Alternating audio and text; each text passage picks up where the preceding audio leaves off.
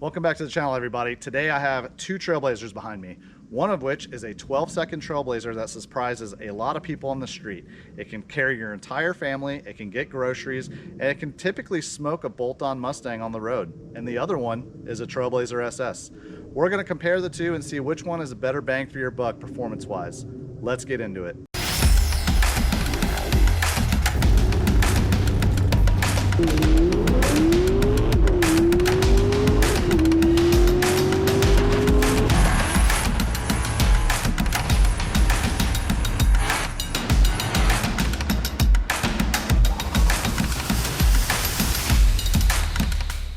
Now, the two Trailblazers you see behind me are a 2009 Trailblazer LT and a 2008 Trailblazer SS. Now, the LT is a selectable four-wheel drive and the SS is a full-time all-wheel drive.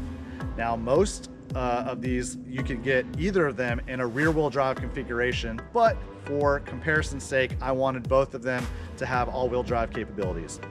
Now, I'm not going to do any driving today. I'm just strictly comparing them from a performance standpoint. And let's talk about what they are stock. So stock, the 2009 Trailblazer LT came with 285 horsepower. It wasn't a whole lot, but it was actually a lot quicker than most people thought. Now the Trailblazer SS came factory with 390 horsepower, and it was enough to propel that bad boy into the 15s in completely stock form. Now I'm gonna throw up the specs right here because I don't wanna get anything wrong, such as weight, horsepower, and torque. Now, the Trailblazer SS in stock form requires premium fuel. The Trailblazer LT obviously just requires regular 87 octane. However, if you plan on boosting your LT or your Atlas 4200, whatever trim it may be, you are most likely going to either run 93 octane or you're going to run E85, which on the bright side, E85 is typically cheaper than 93 octane. So let's start with the price. You're going to pay roughly, I'm gonna say on average, $10,000 to $15,000 for an SS. Now, an all-wheel drive SS like this one, which has 157,000 miles and a clean title, will typically run you right in the middle of that range, about $12,500. This 2009 Trailblazer LT here, however, are extremely abundant. I'm gonna use the 08 and 09 as an example because this is an 08 as well. The 08 and 09 have the E67 computer, which is what I wanted. It's the superior computer out of all the Trailblazer LTs that were made. It's easy to tune. It shares the computer with the ZR1 and the CTSV. And it's a fantastic processor if you want to tune it on HP tuners and not run a standalone computer. You can buy these probably as cheap as, let's be generous, let's say $2,000. I have seen older models, for far cheaper running and driving, but let's say $2,000 to $5,000. Now this one here, I paid $4,500 for. So let's say $4,500 for what I paid and $12,500 for, which is what this one is currently listed at. That's a pretty substantial difference, right? You're talking an $8,000 delta. I will tell you here, I am about $5,000 into this kit all in, including tuning. So that leaves you $3,000 left over. We'll use that $3,000 because I have a Trailblazer SS rear bumper I paid $400 for, and I have Trailblazer SS rear wheels and lowering kit that I also paid $400 for. Now, I don't want to touch base on the chassis because the chassis are identical. A lowering kit for the SS is going to be the same thing as a lowering kit for the LT. However, one major difference that lies underneath is the rear end. The SS rear end can handle a substantial amount of power. The LT, however, has yet to be determined. I have heard many people saying they've blown up their rear ends. However, this is currently the fastest inline 6 Trailblazer LT in the world. It has factory 342 gears and the rear end has still held up. That being said, I do plan on putting an SS rear end in it, and that's gonna run me about $1,000.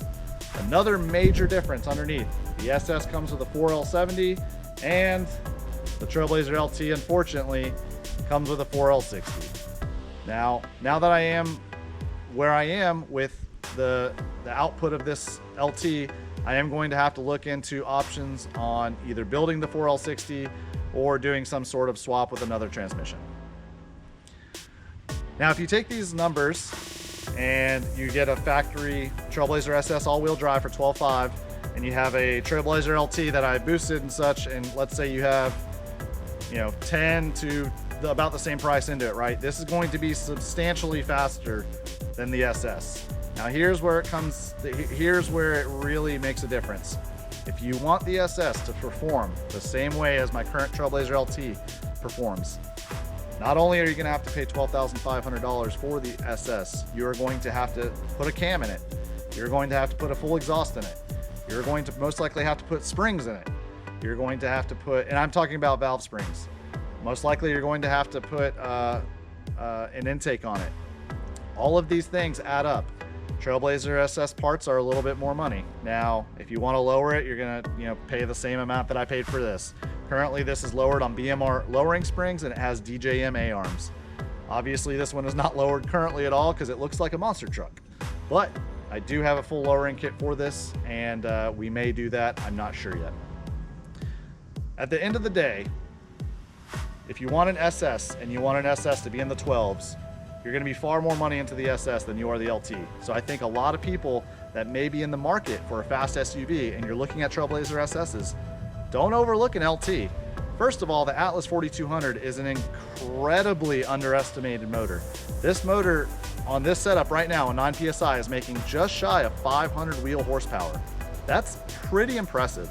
To get 500 wheel horsepower out of a Trailblazer SS, I mean, you're looking at a substantial amount of work. From what I've seen, a bolt-on Trailblazer SS all-wheel drive will make about 375 horsepower at the wheels without a cam. Our current calculators with how much this weighs and what it's run at the track puts this Trailblazer LT currently at 475 all-wheel horsepower. So that's a pretty big jump. Now, granted, those calculators vary between 440 and 482. I'd say 475 is the most common number we came across, so that's how I got those figures. But I think that if you're gonna buy an SS and you plan on building it, don't look past the Trailblazer LT. They may surprise you. Not only can you make it look like an SS, but I guarantee you will get so many looks when you roll up to someone and you rev your vehicle and it sounds like a Supra and it's an SUV. Now, most people, moving on from the pricing and the budget, most people want the resale value, and I get that. An SS is gonna hold its resale value, and I have no idea what what this would sell for if I tried to sell it. However, let's talk about production numbers. The Trailblazer SS is extremely rare in the grand scheme of things. Out of 02 to 09, which is the production years for Trailblazers, I think the Trailblazer non-SS was somewhere upwards of 10 million produced. The SS is far, far less. So resale value naturally is going to go to the SS. Now, if you want a V8, that's another talking point, is some people just want the V8, right? I know when I was looking at an F-150, you could get a 3.5 EcoBoost or you can get the 5-liter V8. The EcoBoost outperforms the V8, but at the end of the day, I wanted a V8. And I cannot fault people for that at all. The LS2 6-liter V8 sounds amazing, especially with an exhaust. But I don't want to take anything away from the 4200, because if you've heard a Supra with an exhaust, they sound amazing. And with a larger displacement inline 6, this Trailblazer LT sounds phenomenal.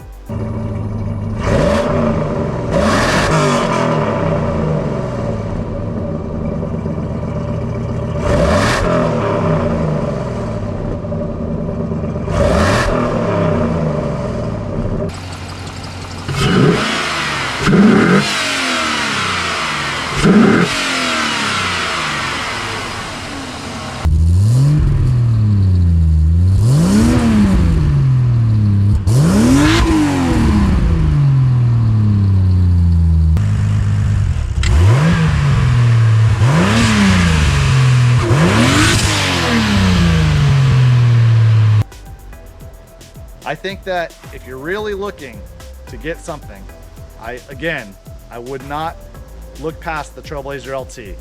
You're going to save a bunch of money up front, and you can take that money and repurpose it into this and build something no one else has for the most part, as well as something that is going to be really cool and probably even a little bit better on gas. At the end of the day, the choice is yours whether you want an SS or an LT. However, in my opinion, I think the LT is a far superior bang for your buck for performance-based applications. You can still haul the family. If you want parts for this, you can find these in the junkyard super easy. You can't find an SS in the junkyard at all. Parts that are placed on the LT are pretty dirt cheap, and they're widely abundant. I do want to say we have our Atlas 4200 shirts in stock and available. If you guys are interested, feel free to message me on my Facebook page. They are $25 a piece, with the exception of the XXL being $27, and then we also do charge for shipping on top of that, because unfortunately shipping is not cheap. I will show you what the back of it looks like. So this shirt was designed based on the LT you see behind us. The engine bay picture on the rear of the shirt, though, is actually no longer an actual representation of this, because we went to an air-to-water intercooler. But I do think that's cool, because the Trailblazer engine bay pic that you see on the back of the shirt is actually the OG setup. So if you've been following along for a long time and you want to, support the channel and you think the shirt is cool, feel free to grab one. It helps us out. In a future video we have coming up, we're actually going to take these two Trailblazers, line them up side by side at the track, and we're going to compare what a 9 PSI boosted Trailblazer LT can do to a 6-liter LS2 Trailblazer SS. Now, this SS is not completely stock.